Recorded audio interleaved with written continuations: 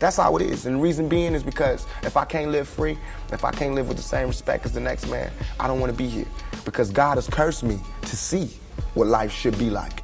All the magic that surrounds the name of the legendary Tupac Shakur and the global-scale virus of interest in this personality is not only happening since the demise of the iconic rapper, but also throughout his entire life. And his entire life appears to be a very dangerous game, a game with death.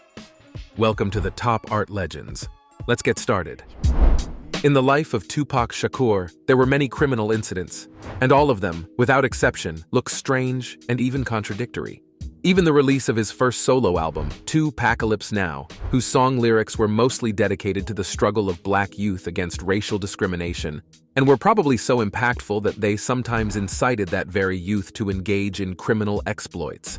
When a young African-American teenager named Ronald Ray Howard shot a Texas police officer, the boy's attorney claimed that the music from the album Tupacalypse Now, which he was listening to at the time of the crime, influenced him to commit the act. It's a shame you chose the dope game. Now you're slang gang on the streets with no name. Rebellious genes and rebellious music created such an explosive cocktail in Tupac's blood that he frequently found himself in trouble with the police.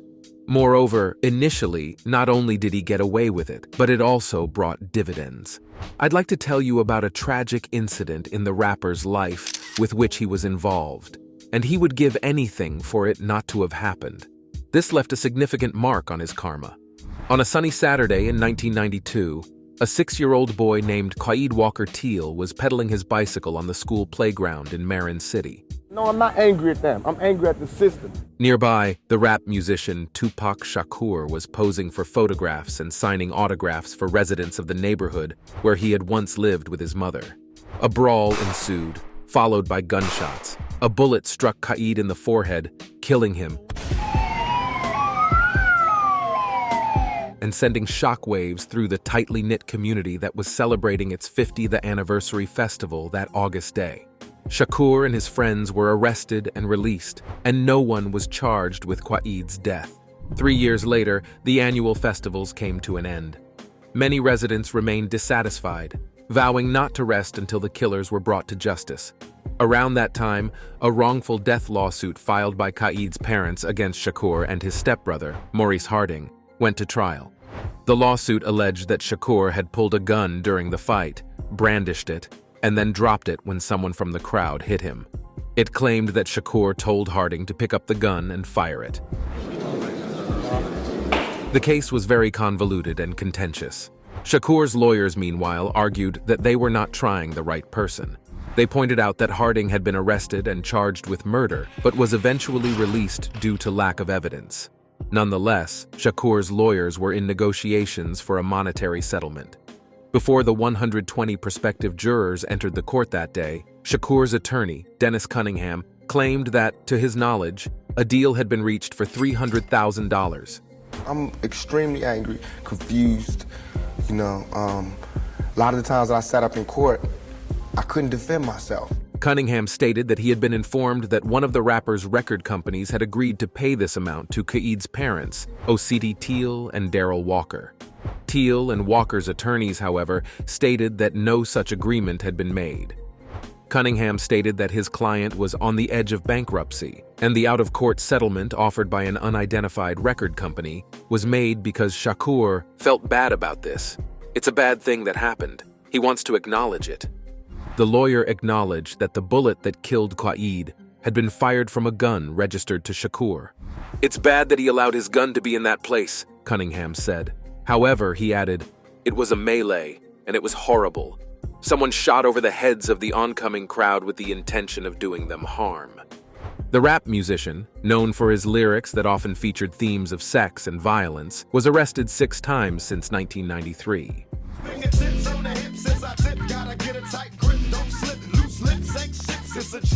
The incidents ranged from assault to shootouts, and some of the charges were eventually dropped. The rapper seemed to have a penchant for trouble. However, Tupac Shakur was unable to entirely avoid serious repercussions for his actions. And so, this negativity surrounding the young man accumulated over time. Tupac Shakur became entangled in a criminal history that, like before, was highly controversial. but now had no positive outcome for the rapper. On November 30th, 1994, two assailants in military attire ambushed Shakur near the entrance of Quad Recording Studios in New York City, shot him 5 times and robbed him. In this crime, Tupac accused his rival rap colleagues, Sean Diddy Combs, Andre Harrell, Christopher Wallace, and Randy Walker. But this wasn't the beginning of this story. Shakur, who survived the assassination attempt, was sent to prison the day after the attack for a term of 4.5 years on charges of sexually assaulting Ayanna Jackson. Jackson was 19 years old when she was invited to Shakur's hotel room at the Parker Meridien in New York in 1993. They had a history of spending time together, and she admitted to having had consensual sexual relations with him in the past. However, on the night of November 19th, Jackson claimed that she was with Shakur when 3 men entered their room. You know what? I'm not gonna say that I had sex with him. I was raped by him that night. She alleged that Shakur wanted her to engage in sexual relations with his friends. "He told me, 'These are my boys. I like you so much, I decided to share you with them,' she said. The other men involved in the alleged assault were never charged. Instead, Shakur faced charges, and his manager, Charles Fuller, was considered a witness to the incident. During the time of the trial, Shakur questioned Jackson's intentions with the case. Just because I look different than her doesn't mean that I'm a sodomizer or a raper. "How am I going to force a woman to do something to me that we've already done consensually?" he said. "If the case is about me and this girl, then we wouldn't be here. I'm guilty of a lot of things, but I'm not guilty of rape. Just because I don't want to be with a girl doesn't mean they can accuse me rape. It's a crime for that girl to turn this into a rape charge. In the report it says I was in concert. Where are those guys? I don't want to go to jail for something I didn't do." Every testimony provided by Ayanna Jackson contradicted the previous one, which has kept the credibility of this story in doubt. Just like everything surrounding Tupac Shakur, it remains a topic of significant controversy. In 2014, an unearthed conversation between Shakur and black nationalist Sanyika Monster Shakur surfaced, with Pac questioning Jackson's intentions once more. "The girl that did this rape shit, she hooked up with the n***s that shot me," he told Sanyika. "It was all connected. It was a big plan. I just caught it at the end, and that's why they shot me." Shakur was found guilty of first-degree sexual assault and spent 9 months in prison. And now, Tupac had a chance to stop playing with death because this game is played by 2. You know, jail is big business. Believe me, I'm in jail. I see the big business. Initially, prison seemed like a salvation for Shakur from all his excesses, alcohol, and drugs. His mind became clear and bright. In fact, while in prison, Tupac Shakur renounced his past, acknowledging that he had lived the life of a head cutter. In April 1995, he married Keisha Morris, a woman from a different world, the world of ordinary people who hadn't been in his bed upon their first meeting. They dreamed of a peaceful family life after Shakur's release, even coming up with names for their future children. Even before his imprisonment, he had recorded tracks for the new album Me Against the World and completed it while behind bars. In just 7 months, the album went platinum and stayed at the top, all while Tupac was in prison. I spend my time in the cell, ain't living well. I know my destiny is hell, but did I fail? He's often referred to as the first person in the world to release a music album while incarcerated. However, the money from its sales wasn't enough to post his bail and get an early release. He spent most of his savings on lawyers and payouts for various lawsuits. An offer came from Death Row's CEO, Marion Suge Knight, and Tupac had to agree to unfavorable terms. Thus, the chance for a new life was lost.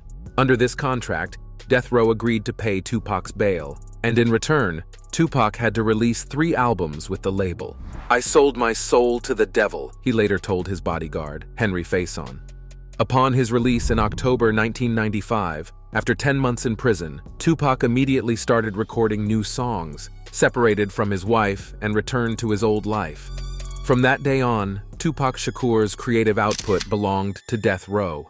Tupac worked obsessively, around the clock, boosting himself with alcohol and drugs.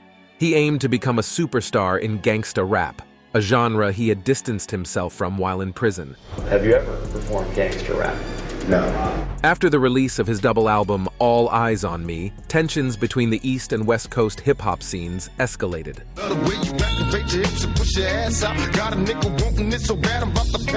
Tupac, representing the West Coast, accused his former friend Biggie and insulted many New York rappers.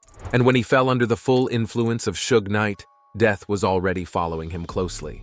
During his time at death row, Tupac's behavior took a turn for the worse, and his friends were increasingly concerned and often hinted at it.